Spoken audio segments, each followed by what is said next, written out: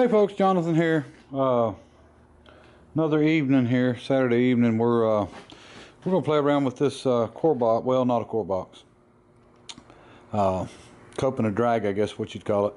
Anyway, this is for our sand casting. The core box is actually a box that you put a center core in. Let's say you're doing an intake manifold, and it's got to have a port inside, and the inner port would have to be made out of sand, and that's what a core box does.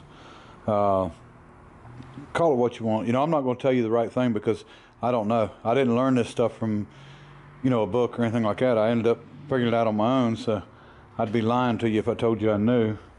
But anyway, what we're going to do is we're going to make one out of 2x6, one out of 2x4. Now I was going to pick up some new lumber, and I just can't seem to get time to get to the Lowe's or wherever, and instead of waste a trip there, I'll be working on it and building it with this old lumber, and just one piece of 2x6 and a couple short pieces of 2x4 there.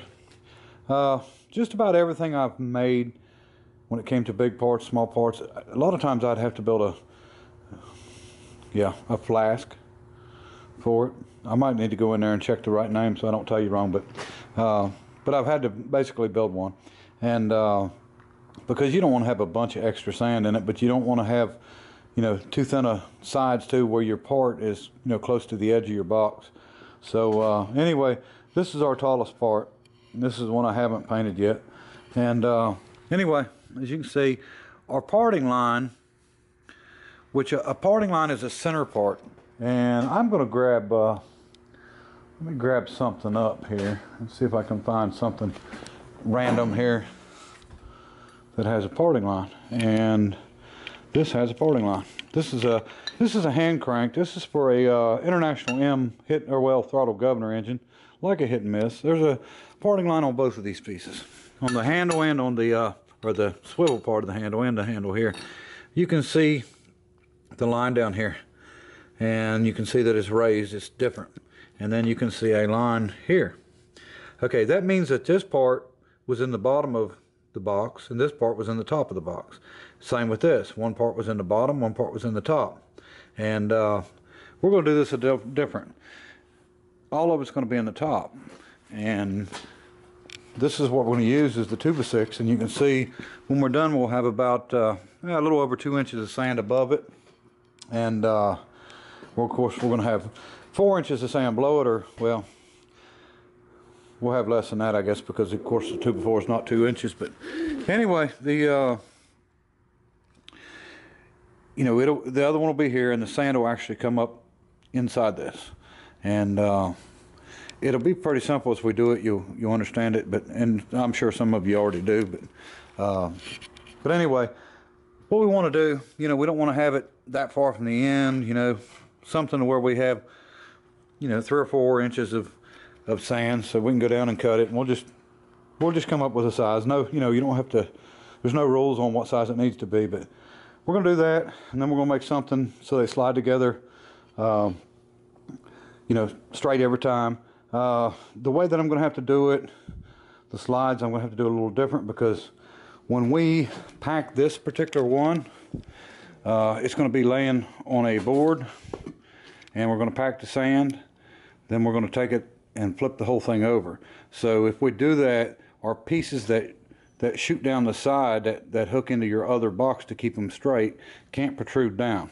So we make sure that the bottom box has got the pieces protruding up, and I will show you as I go, and you'll understand what I'm talking about a little better. But yeah, I don't think it'd be any problem. I'm just going to do some measurements, whack off these boards here that where I need them, and we'll just screw them together and get them good and tight. I may have some L brackets put on the inside. It don't hurt to have that. I'd rather put them on the inside than the outside, because the inside will help hold the sand in. I've actually took a die grinder before and scratched up the inside of the walls of the box to help hold the sand in, because last thing you want is to pick it up, flip it, and all your sand slides out. So it needs to get a little bit of traction there. So and a piece of dry wood will soak water from your sand, so it's going to dry your edges. So if it's going to give you problems. You know, that's one place that can give you problems at. But we'll go ahead and just get these cut, screwed together. No big deal. You know what? I'm sure all of you have done that. I'm going to give you a tip on woodworking. Don't let me do your woodworking. That's the best tip I can give you. All right. Okay, there's our wood cut up. It's two 15-inch long, two 18-inch long of each. That's going to give us a 15-inch box. So on the inside. We'll get her thrown together here real quick. Okay, folks, our core box, or our box. Keep calling it a core box, but one's a cope, one's a drag. But anyway, it's done. And I just used everything, scrap whatever I had. You know, there's no use spending any money on something like that you're, you know, just going to burn it up eventually anyway. But just some old nails. And you can see these nails stick out. Somebody probably knows what these are, but I don't know if they're made to be able to take back out, or if they're made maybe put string around them, or what they're for. But sort of got a double head on them, if you can see that or not. But anyway, old rusty ones I had, and even the screws I put in it are used. So, but it's together. But I want to show you the reason I done it like I done it. If you notice, this piece here goes all the way down, and these stop before they get to the top. There's a reason for that. And I painted one in green. That way, you know, you don't want to flip it around, because, you know, I put this stuff together. It wouldn't match up if I'd done that. And you know, you definitely don't want to do, you know, make a mistake and do that. But I'm going to basically show you how you would ram this mold up, I guess is what you call it. And you'll get an idea of why I built this box the way I built it, and how we're going to do it. And what I was meaning about the parting line, you know, being actually completely at the bottom of our pattern. All right, let me see if I can get you set up here somewhere. All right, folks, I'm going to show you how this is done and why I've done it the way that I've done it. This is actually the bottom, and the way that you do this, I'm going to take this one off, and what we'd do, we would screw a piece of plywood on here with a sheetrock screw, and a couple of them around it, and we'll cut one out the same size as this box, and then we'll flip it over. We'll lay our part in, and then we'll ram up all the sand in it. And of course, we'll put some, what we use, baby powder on our mold first to keep it, you know, for a release. And we'll put our fills, spews, whatever you want to call them, in, and we'll get all that done, pack all this in, and then with the part in it, the sand in it, and the board on the bottom, basically we will pick it up. And now we can screw another board on it if we're worried about it, but we'll pick it up, we'll turn it over, take this board off, and basically this is what we'll see will be the bottom of the pattern here. And then we will actually spread more baby powder on it, and then we will take, with this being level, like I said, this is our mold line, but with this being level,